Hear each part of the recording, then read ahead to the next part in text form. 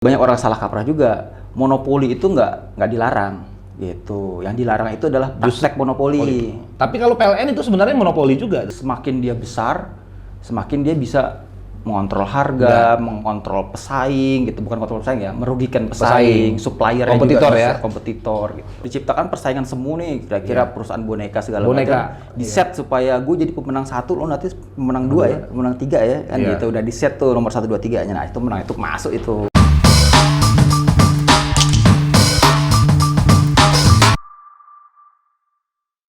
Hai teman-teman, kembali lagi ke channel YouTube Brick House Law and Business. Hari ini gua kedatangan bintang tamu, seorang lawyer. Sekarang udah jadi kurator juga, udah jadi pengurus, kurator dan pengurus, dan mantan investigator di Komisi Pengawas Persaingan Usaha. Komisi Pengawas Persaingan Usaha adalah salah satu lembaga yang lahir setelah reformasi berdasarkan Undang-Undang Nomor 5 Tahun 99. Hari ini gue mau bahas mengenai hukum persaingan usaha sama ahlinya nih. Iya, gimana kabarnya Mas Iko? Kabar baik, Lantiko. Bang.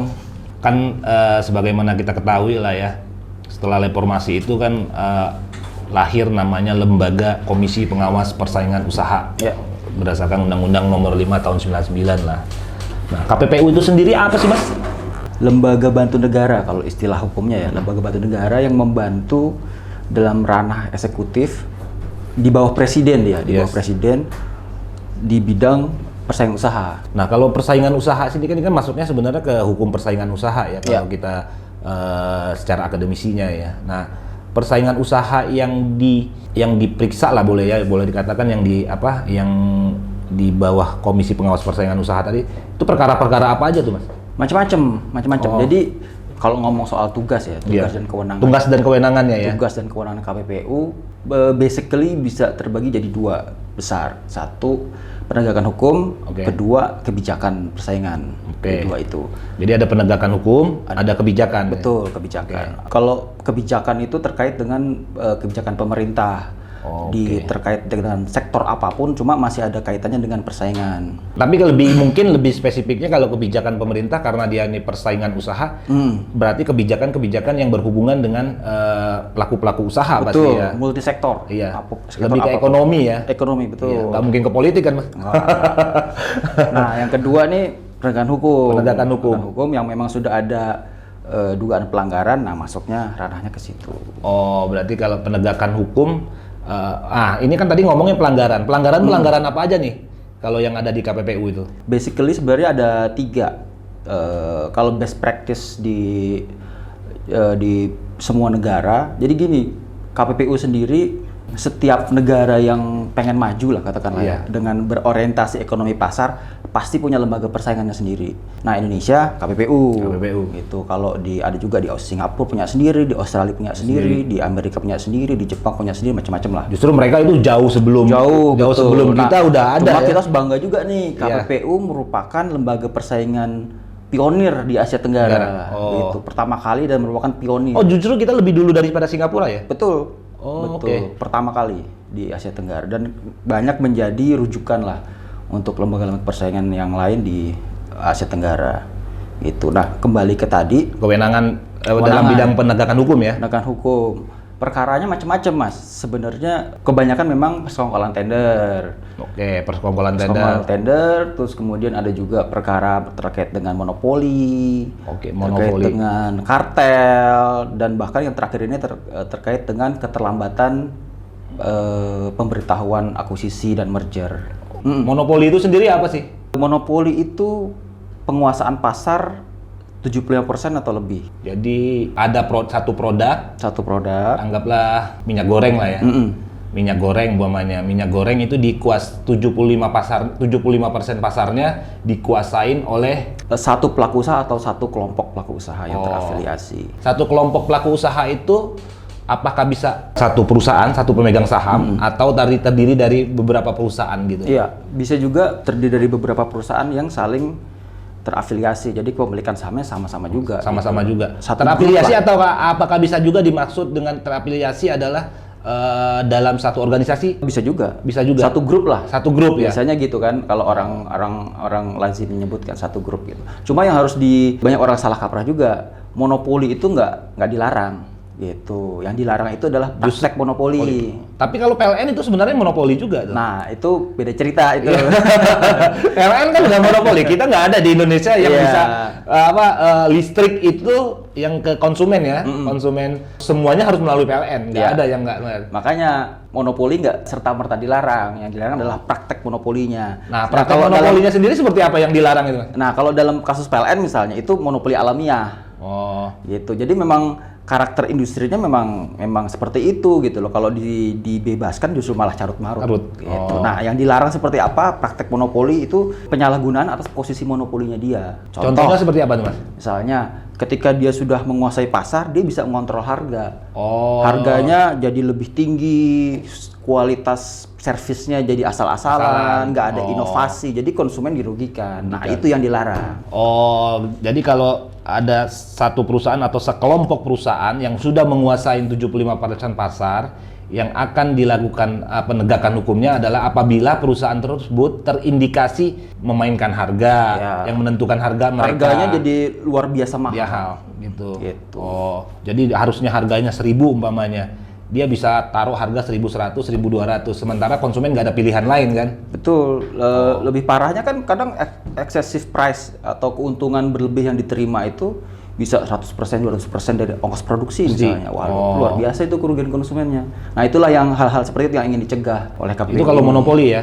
Kalau monopoli. Bisa satu perusahaan atau terdiri dari beberapa perusahaan. Betul. Atau bisa juga penyalahgunaan posisi dominan. Itu kayak posisi monopoli cuma pangsa pasar lebih kecil. Pangsa pasarnya lebih kecil. Contohnya seperti apa tuh, Mas? Contoh, ada pelaku usaha yang punya pangsa pasar katakanlah 40% atau 50% gitu loh. Kalau misalnya letter luck di undang-undang kan 50% ke atas. Cuma kan best practice-nya nggak semuanya punya pangsa pasar sebesar itu gitu.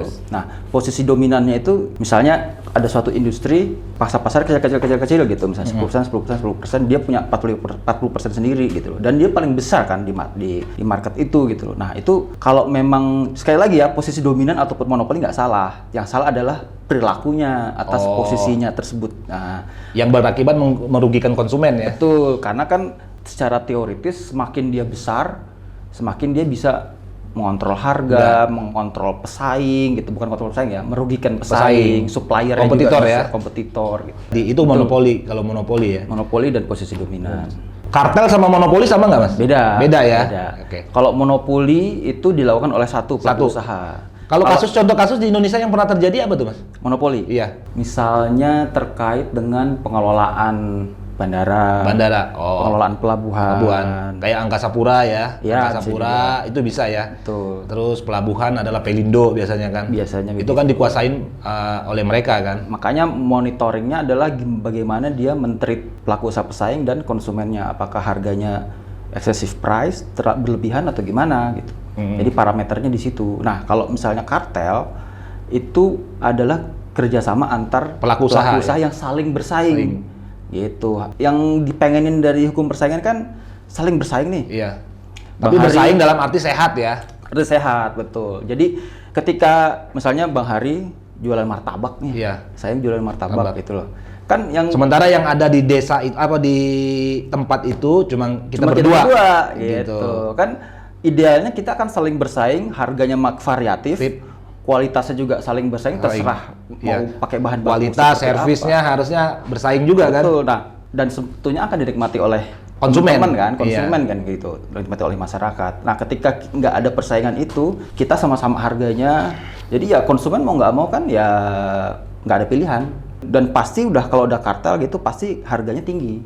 Keuntungan yang dinikmati oleh pelaku usaha itu tinggi juga. Nah, konsumen misalnya, jadi kalau kartel kita berdua ya udah kita sepakatin harganya jangan di bawah ini ya. Betul. Kita tentuin sendiri. Nah, itu yang dilarang tuh.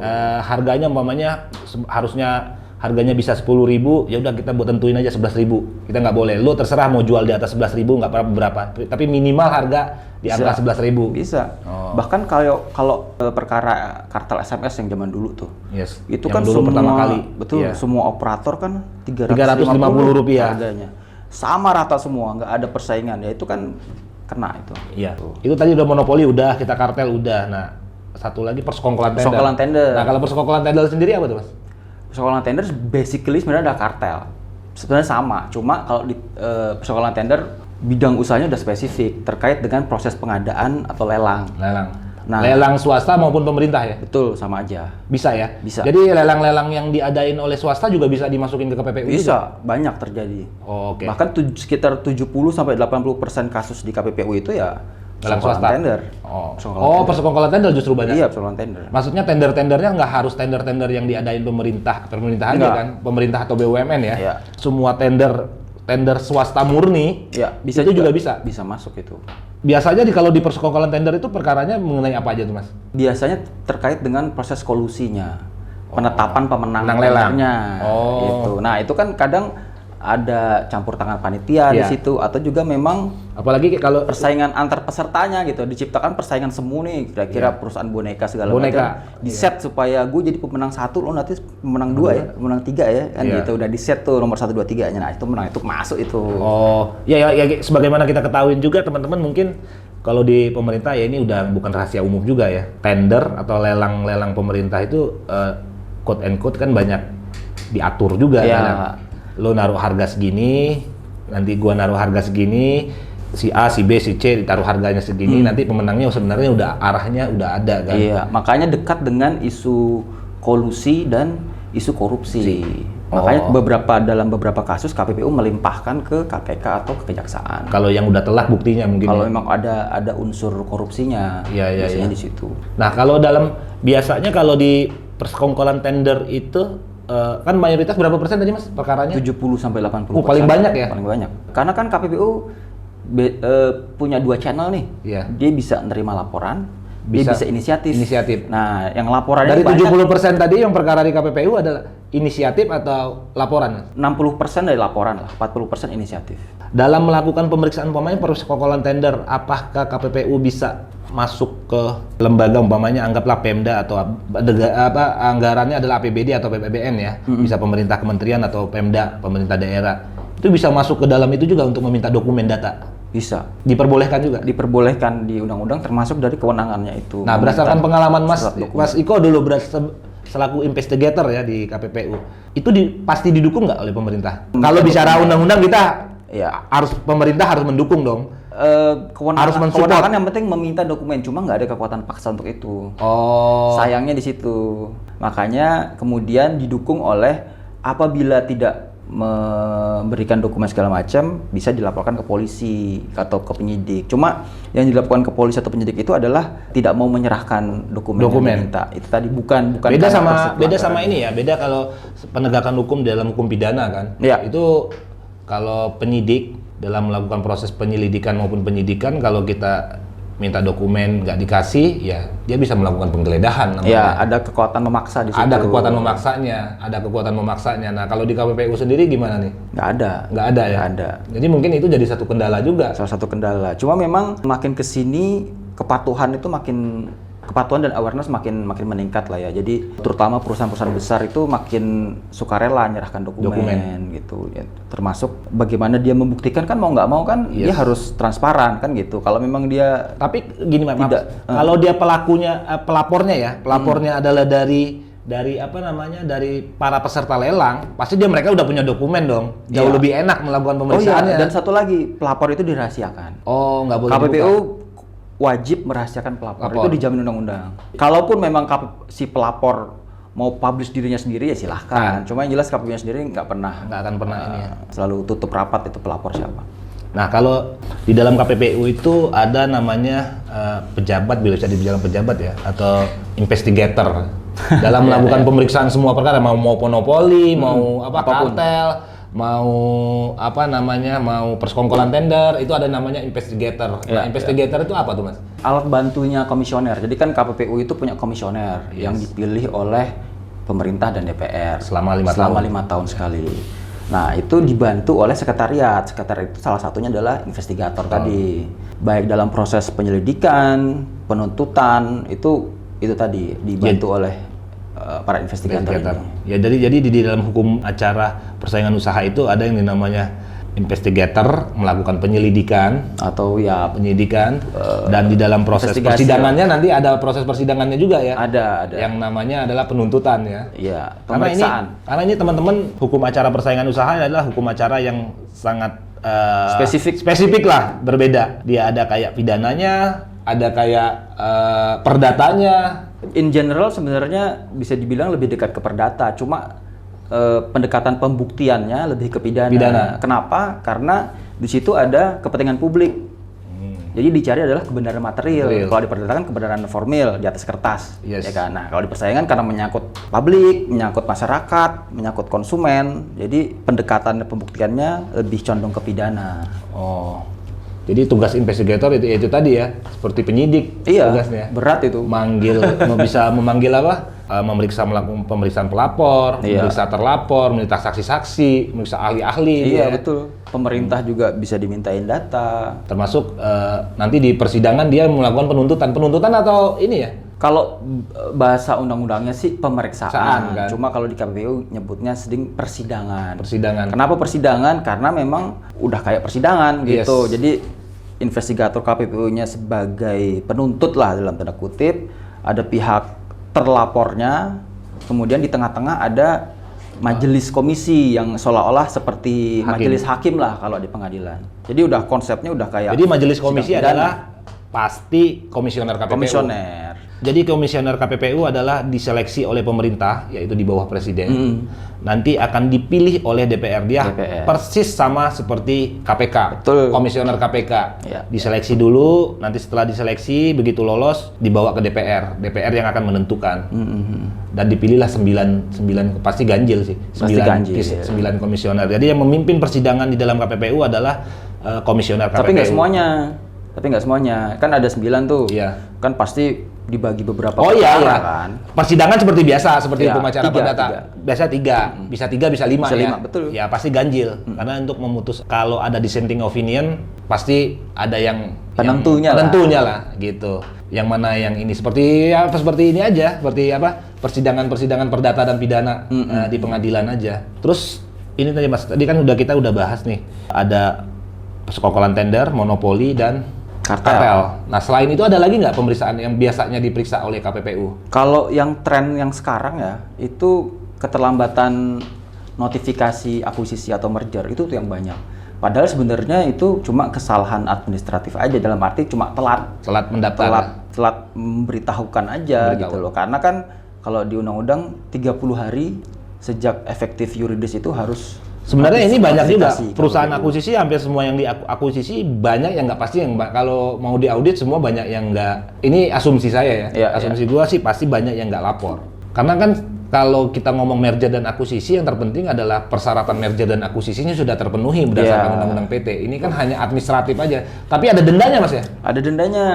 1 miliar per hari keterlambatan. Padahal maksudnya sayang aja, padahal cuma karena terlambat doang terus kena dendanya miliaran gitu. Tapi kan ada begitu dia melakukan pemberitahuan itu ada biaya PNBP-nya nggak? Nggak ada. Untuk gratis. negara. Negara nggak ada ini. Gratis. Semuanya proses di KPPU itu nggak dipungut biaya. Enggak, maksudnya kalau kita daftar, biasanya kan kalau bukan pajak itu PNBP.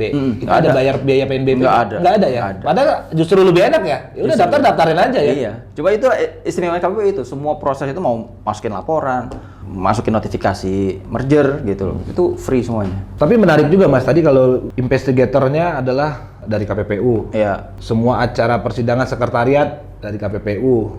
Komisionernya pun orang KPPU juga Yang pasti mutus. yang mutus. Juga, jadi yang periksa dia KPPU, yang putus KPPU juga. Iya. Ya kemungkinan besar pasti kalau dalam praktek pasti apa yang diperiksa oleh KPPU pasti diputus oleh komisioner KPPU dong. Maksudnya gini, kalau kita sistem peradilan pidana aja ya, jaksanya beda, lembaganya beda ya. Ini bicara lembaga, dari mulai penyidik aja, penyidiknya bisa jaksa, polisi atau KPK lah. Penuntutnya pun beda. Yang mengadilinya beda, karena kalau yang ini kan yang mengadilinya orang KPPU juga, komisioner KPPU. Iya, gitu. Iya. Memang itu kritik udah lama sih, Bang. Iya. Kritik udah lama, sudah 99 ya. Iya. 99 sampai Jadi sekarang dalam juga. satu lembaga sebagai penyidik, penuntut, dan pemutus gitu. Iya, memang jadi satu gitu, satu atap lah katakanlah Iya. gitu. Tapi memang karakteristik sebagian besar hukum persaingan di seluruh dunia memang seperti itu. Cuma memang tinggal bagaimana ruang pembuktiannya dibuka lebar. Apakah pihak terlapor punya kesempatan yang sama untuk meng-counter argument gitu loh, pihak KPU-nya seperti apa. Nah, diharapkan memang itu kalau memang tidak bisa dilakukan di KPPU, di tingkat upaya hukum, pengadilan niaga di situ. Apalagi kan sekarang kalau dulu kan 30 hari tuh maksimal di pengadilan negeri kan. Nah, sejak untuk melakukan pemeriksaannya ya. Untuk melakukan pemeriksaan di pengadilan negeri. Nah, semenjak Undang-Undang Cipta Kerja diperpanjang lagi sehingga ruang pembuktian itu lebih leluasa lah diharapkan, sehingga si pihak terlapor atau pelaku usaha itu bisa mempunyai ruang yang lebih luas untuk membuktikan bahwa dirinya memang nggak bersalah. Tapi ini juga bagus juga semenjak Undang-Undang Cipta Kerja dikhususkan pengadilannya adalah pengadilan niaga. Kita kembali lagi monopoli sama kartel ini agak menarik juga. Itu mayoritas yang ngelapor siapa tuh Mas biasanya? Kalau perkara monopoli kartel biasanya inisiatif dari KPPU. Berarti di KPPU kalau inisiatif dia harus ngerti nature pasar juga ya dari satu jadi produk gitu ya. Jadi nggak sembarangan. Jadi di sebelum itu jadi perkara prosesnya panjang, analisis industrinya, struktur industrinya, biaya produksinya seperti apa, jalur distribusinya, jadi panjang lah prosesnya. Dan memang mix between ekonomi dan hukum. Uniknya di situ. Uniknya di situ. Karena kan kalau orang nggak ngerti ini kan ya kayak tadi biaya produksi, ngitung biaya produksi dari mana sih? Ya kan orang nggak ini kalau yang nggak terjun langsung di bisnis itu, umpamanya kayak kita ambillah contoh kayak kemarin yang kasus Honda sama Yamaha ya. Honda sama Yamaha mengenai penetapan harga motor skutik ya. Motor matic kan. Itu kan ada penentuan harga ya. Kalau itu kan sebenarnya teman-teman bisa baca sendiri lah di itu udah beredar putusannya ya. Udah inkrah. Mana udah inkrah juga. Jadi Yamaha dan Honda menentukan batas harga motor matic. Harga jual ya, di hari harga jual. Nah, itu kan kalau KPPU nggak mengerti ya kayak tadi Mas Iko bilang, biaya produksi, kan di situ juga ada faktor biaya tenaga kerja segala macam gitu, sehingga bisa diputuskan harga jualnya sekian kan gitu. Itu prosesnya panjang ya. Nah, ini satu lagi nih Mas yang terakhir ya. Biasanya kan kalau dalam putusan itu kan yang terpenting adalah jenis-jenis hukumannya, ya kan? Orang kalau di sidang di bawah ini kalau nggak ada hukumannya jenis-jenis hukumannya sendiri itu apa sih kalau di KPPU? Seringnya bentuknya adalah denda. Nah, dendanya itu sejak Undang-Undang Cipta Kerja berubah. Dulu kan maksimal 20, ada batas ya? Ada batas atasnya ya? Kalau dulu 25 miliar. Itu tertinggi, mau kartel, baik mau persekongkolan tender maupun monopoli. 25 miliar paling tinggi maksimal. Nah, kalau sekarang Undang-Undang Cipta Kerja dirubah berdasarkan persentase dari nilai penjualan. Kalau misalnya kasusnya kartel, dikalikan durasi kartelnya tersebut. Jadi makin tinggi. Berarti orang KPPU udah ada data penjualan juga dong? Harusnya iya. Harusnya dia firm betul ketika ngambil keputusan A. Basicnya harus basis ini datanya harus jelas. Kalau penjualannya udah triliunan gede juga dong. Itu lagi. Ya, maksudnya itu juga kalau dan nilai penjualan pasar bersangkutan. Ya, kalau memang kartelnya udah terbukti, monopolinya juga udah terbukti, ya maksudnya bisa untuk menambah pendapatan negara juga kan. Iya, dan memang denda tersebut langsung dibayarkan ke kas negara. Jadi nggak lewat KPPU kan? Nggak, langsung kas negara. Nah, sekarang saya mau tanya juga nih, apa dampaknya kalau pelaku usaha setelah dihukum dia tidak melakukan pembayaran? Pertama, eksekusi. Bisa laporan ke kepolisian. Bisa dipidana juga? Bisa dipidana atas proses pembangkangan atas putusan tersebut. Kalau dia ada ingkrah. Yang kedua bisa juga untuk persekongkolan tender, KPPU sudah menjalankan blacklist atau larangan untuk mengikuti tender selama kurun waktu tertentu. Itu pemberitahuannya kemana KPPU? Kalau untuk tender, tender pemerintah ada Pemda.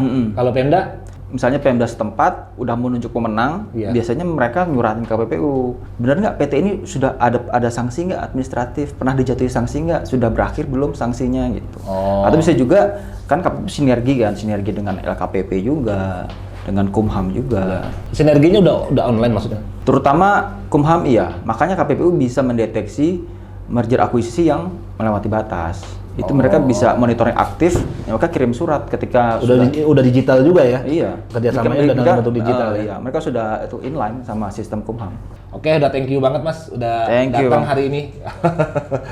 Oke, sebelum ditutup jangan lupa like, comment, subscribe dan share ke teman-teman. Subscriber. Subscriber. Oke, udah, see you.